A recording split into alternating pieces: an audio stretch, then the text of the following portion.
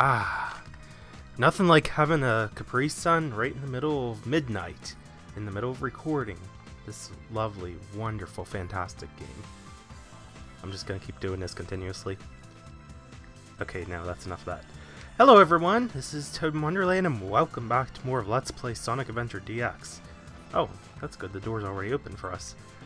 We left off with all kinds of weirdness, especially for the story in a robot's case. Anyway, we have another cutscene starting off, right off the bat here. I'm gonna go ahead and apologize real quick as this cutscene's going on. If you hear wind chimes in the background, that's because I have the window open. It's like 95 degrees in here, and I don't have like a fan or anything. Well, I can get a fan, but it would make all kinds of racket, and I'm sure the mic would pick it up worse than the wind chimes that are going off outside. There's a nice breeze outside. It is around midnight right now, as I mentioned earlier, because this was really the only time I could find to record at this time. But yeah, crazy weather going on in my area. Today it's like heat, and then tomorrow we're expected to have some kind of storm, especially when E3 is supposed to start tomorrow. Of course, that probably won't matter as much when this video goes up. By the time I get it out, E3's probably already got through the main events, you know, with Sony, Microsoft, and Nintendo. Oh well. But at least you know, I guess you could say I'm back in time. I don't know why that's the first thing that popped in my head. Oh, that's right, we're playing this game. Yeah, random tangent there. And wow, that was really jerky movement that Gamma just made there when he was backing away from Amy. This is like a moment, this jerkiness right here makes sense though, because he's like, does not compute. Yeah, he's like in total confusion here. Does not compute, does not compute. I feel sorry for you. Amy puts ideas in his head, basically. And just like you expect, he kind of becomes R2-D2 and gets emotional here. And this right here actually triggers something that we'll witness pretty much right at the end of Gamma's story. This flicky has an influence on why Gamma suddenly has a change of heart.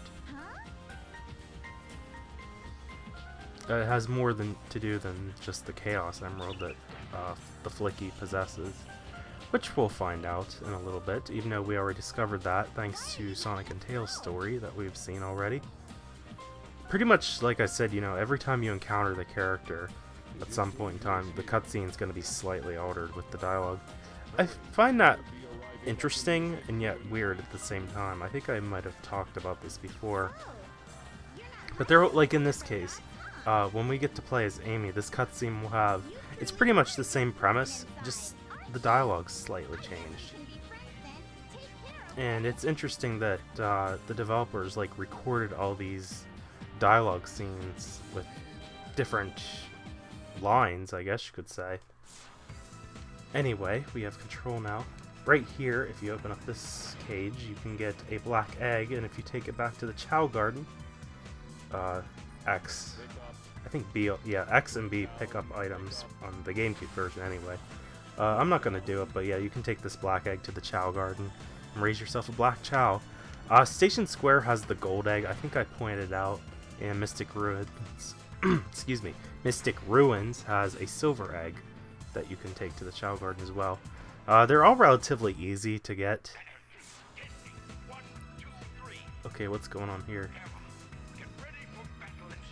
Oh, okay, I got confused. I thought, okay, the ammunition was unlocked. So we're getting one of our first upgrades, the Jet Booster. This allows us to hover through the air. I remember in Sonic Adventure 2, Tails and Dr. Eggman have stages that are similar to, what Gamma has. Whoa, that was kind of funky. That little vacuum service, or I guess it could be, it's a Robovac. That's totally what that thing is right here. Getting completely distracted by this thing. Yeah, these things are Robovacs, totally. What was I saying now? See, this always happens with me. I get so nervous half the time because I always feel like I'm forgetting stuff with my videos when I'm recording. It's like, oh, darn it, what did I say? Okay, the reservoir. Water, wastewater here to be drained is stored here.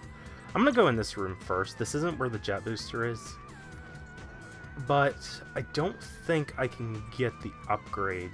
There's actually another upgrade here in this room. I think the water has to be drained. Can I like zoom in? Apparently not when I'm floating. Maybe if I get up here. Okay, there's apparently no zoom button, or no zoom feature in this room. Oh, there is in here though, but I don't need it in here. That sucks. Anyway, Tails and Dr. Eggman have stages that are similar to Gamma stages, and I am doing a terrible job getting to the ammunitions room. It's right here. I could have just easily walked in it earlier, but I wanted to check out the other room. But yeah, here we have the jet booster upgrade, as it magnetically pulls us toward the center to give us a miniature cutscene with Takao explaining the item, as usual. Here's the jet booster. Press and hold the jump button and you'll float Yeah, for it's a just while. as simple as that. But yeah, Tails and Dr. Eggman have a similar upgrade to this as well, like the jet booster. I forget if it has the same name or if it's something similarly named, but it has the same feature, basically. It does this. On both Sonic Adventure 1 and 2, it's a bit, like, wonky in some parts of the game where it should work, but it doesn't, or you have, like, barely just enough time and space to be able to hover from point A to point B.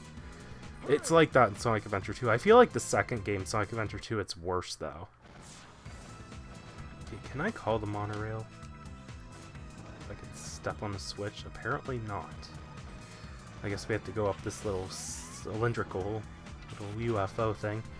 This totally reminds me of the UFO from the Under in Pokemon Coliseum. Just saying. Except we don't have to use a U-disc to activate the thing. Oh, God, that game. I think I might have brought it up before, but I really enjoyed Jay Witz's Let's Play of that game.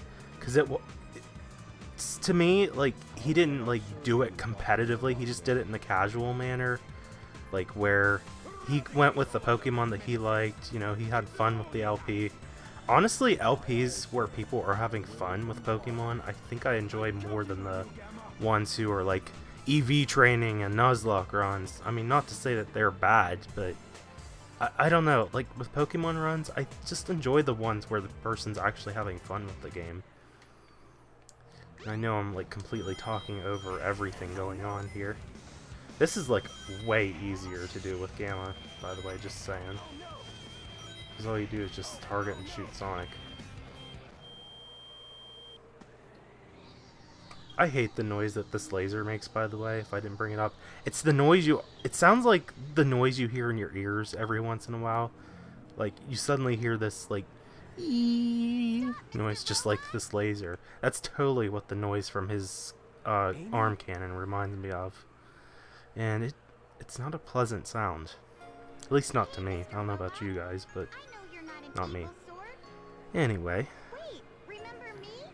What do you mean, remember me? We just saw you like 2 minutes ago. Come on, we don't have short-term memory loss.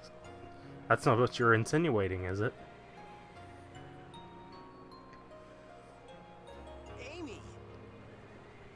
I do feel like this version of the cutscene, I mean, obviously, Gamma was winning in this case, because most of the time, like, when this cutscene is shown, it shows it with Tails and Sonic.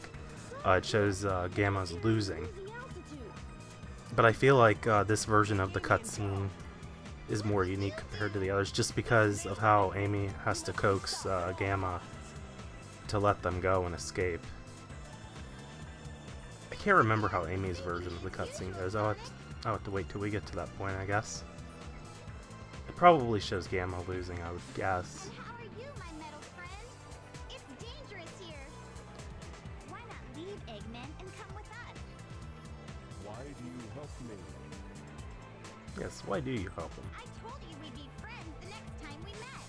Even Birdie wants the best for you. You must ditch that off, Eggman. Amy, come on!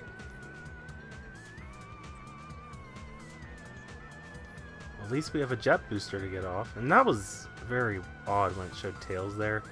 Looked like he was doing a backwards moonwalk, if that made any sense. We'll meet again, Oh yeah, we got this. See, we got two forms of hover here. Little helicopter flotation device. And a jet booster now. And we make our way to the Mystic Ruins. And now we have more exposition cutscenes. And here we have pretty much a mindfuck. I'll just go ahead and say it. Where Gamma is completely confused and lost on what to believe, who to trust, what his motives are. Oh my god, the pressure's too much. And yeah, just like in that, in a snap, it was that easy. His priorities changed just like that. Friends Must save friends. I pretty much know where we have to go right away, but I'll get the orb anyway. It's a habit. If you have the Stone of Wind, Yes, the Stone of Wind. It should be by Tails' shop as usual, unless they moved it for Gamma. I can't remember if they did or not. I'll go back up to Tails' workshop. It's too bad they don't show the items on the map, like the Stone of Wind and all that stuff. Yeah, it's right here, I figured. But that would be pretty convenient for new players, like those who are just playing this game for the first time. It took me forever to find. Or pick up, I mean. I found it! I kept pushing X and B though, and it just wasn't letting me grab it for some reason. So, how long have we been recording? It looks like over 10 minutes already. Oh, almost 12 minutes for that matter. Hey, put the stone down. And yeah, just spaz out on the little statue, why don't you?